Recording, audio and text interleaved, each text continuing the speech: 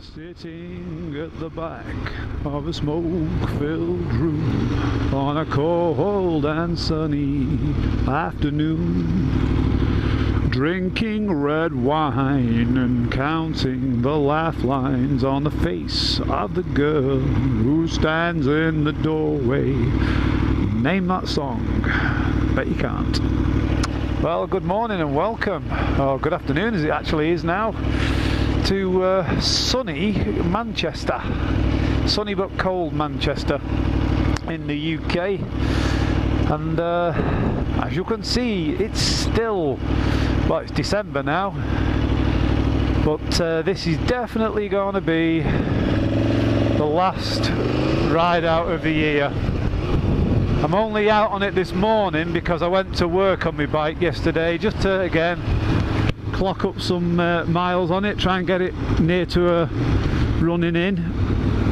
And I was working a late shift last night, so I didn't actually get finished till 5 in the morning, and it was freezing last night. When I mean properly freezing, it was like -4 where I work, and I had to ride home at -4 in the morning in summer leathers. Not good. Further reinforcing my stance on winter riding. And also the gritters were out last night, so poor old Tuono here got covered in road salt, so she will have to be washed before I put her away. But before I put her away, I have one last job for her to do today, and as it's coming up towards Christmas, I need to get my niece's Crimbo present. Now my niece, lovely girl, she's 13 years old, and as such is addicted to shopping, and she is no more addicted to shopping than she is to a shopping centre that we have in the Manchester area called the Trafford Centre. It's one of these sort of high-end shopping malls. It's reasonably famous around this part of the world, but my niece is absolutely addicted to the place. If she could live there, she would. Trust me, honestly, she's bonkers. But there's a particular shop in the Trafford Centre that she likes the most, so I'm going to get her a present from there. Hey, well, hey, red lights, dudes.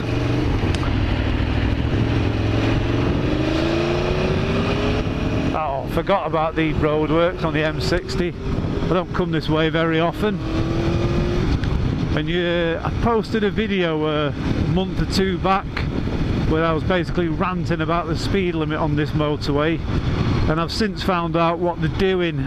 They are installing some kind of smart motorway, I think they're calling it, which I think involves speed cameras and lots of them. So it's a smart way for the government to draw in some revenue, but it's not smart for motorists who happen to stray over an average speed limit by a couple of miles an hour and get potted. And here they are, the big towers that are going to be doing it. If anyone from the UK, or anyone who's visited the UK and ridden through the Midlands, there's a similar thing there as you go through sort of Birmingham and Warwickshire around there. And I'm just very cynical. They say it's to sort of maximise traffic flow, but all it does is it changes the speed limit dependent on the time of the day. You know, because in like busy times the speed limit will probably be slower, which sounds counterintuitive.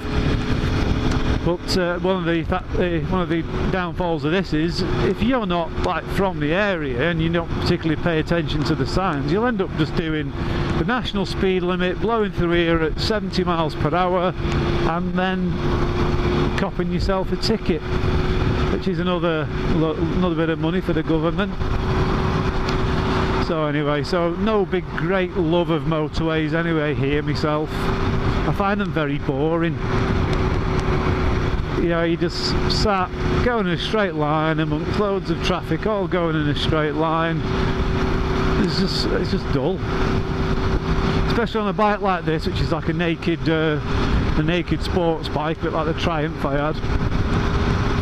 It's because, you know, you just got wind buffet and more wind buffet, and then, oh yeah, a couple of hours later you arrive at your destination. Yeah, I don't like it.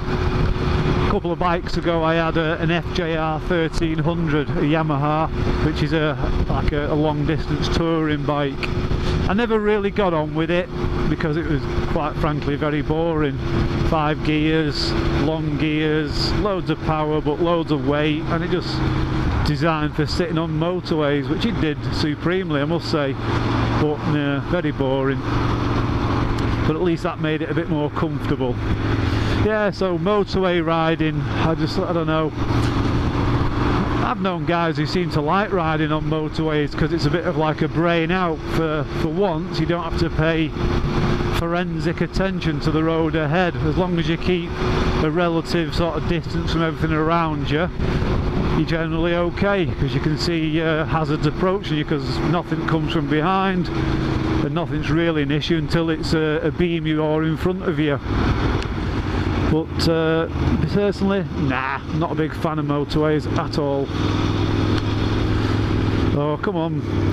I'm still getting used to the gearing on this bike. It's a bit, because it's a V4 and it delivers its power a bit differently to an inline 4 and a speed triple. I'm just under gearing it at times, or over gearing, I don't know.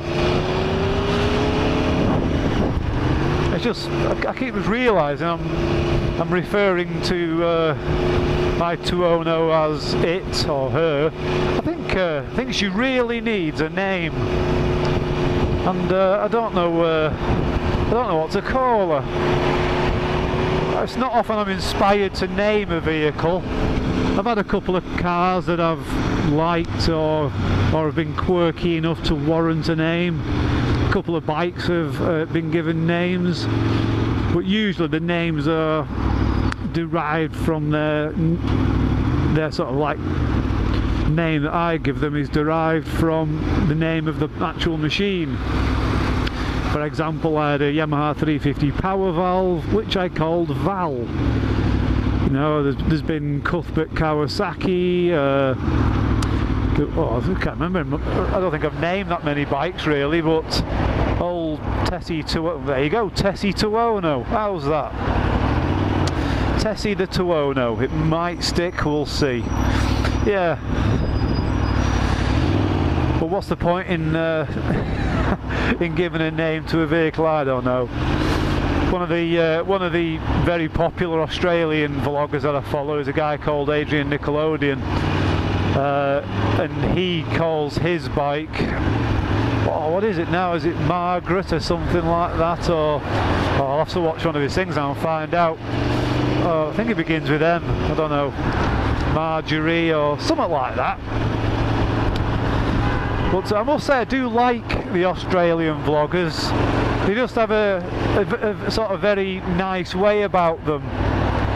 They just all seem kind of laid back guys.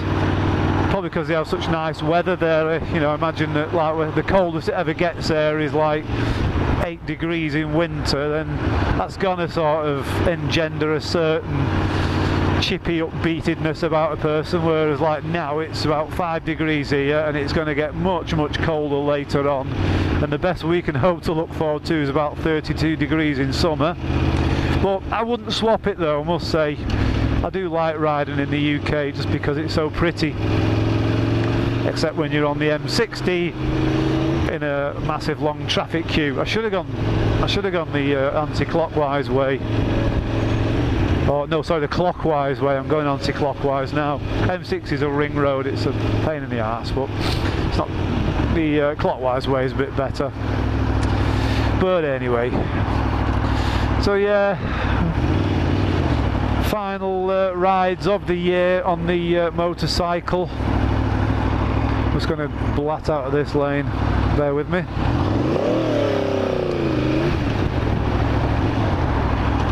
I may have to go quiet and just pay a bit of attention here.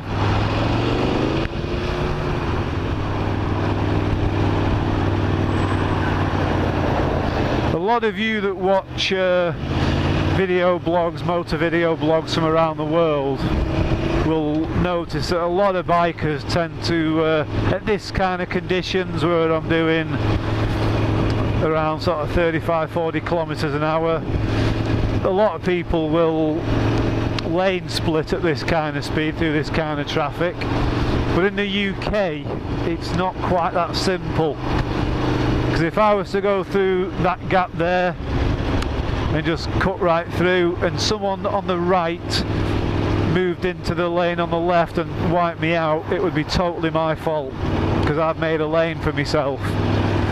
You can filter in the UK, like standing traffic, and you could probably do it at much lower speeds, but the thing in the UK is the rules about overtaking. Like on a multi-lane highway such as this, you're not allowed to undertake vehicles, i.e. pass on the left, because we're driving on the left. So you're not, by the highway code, you're not supposed to pass a moving vehicle on the left, unless there's a standing traffic or there's an obstruction, or it's generally just slow moving traffic and your lane happens to be going faster than that one.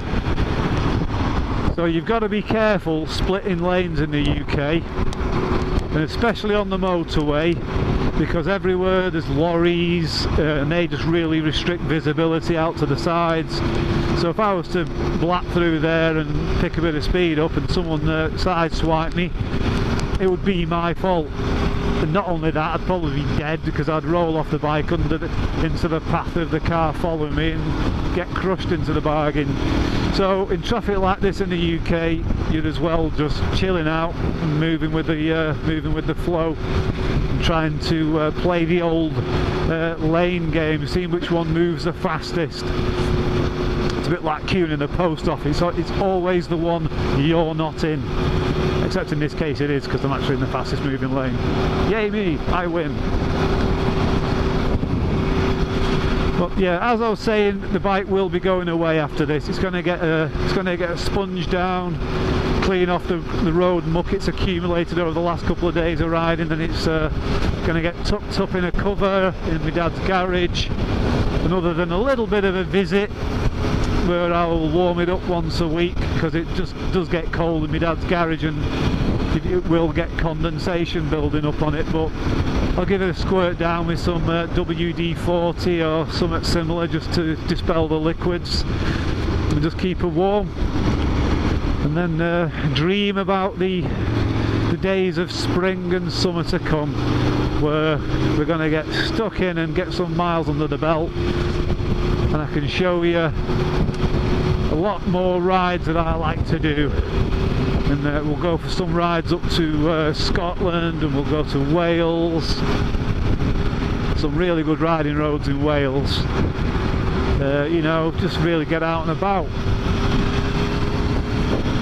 But that's the other side of a trip to the Trafford Centre. Oh, still in 50. Chill it, Dave, chill it. It's average speed as well. So man, you've been doing 10 miles an hour in traffic, so it's not too bad. I'm waffling now because I don't really know what to say. I wasn't planning on doing a vlog today, but it's such a sunny day that why not?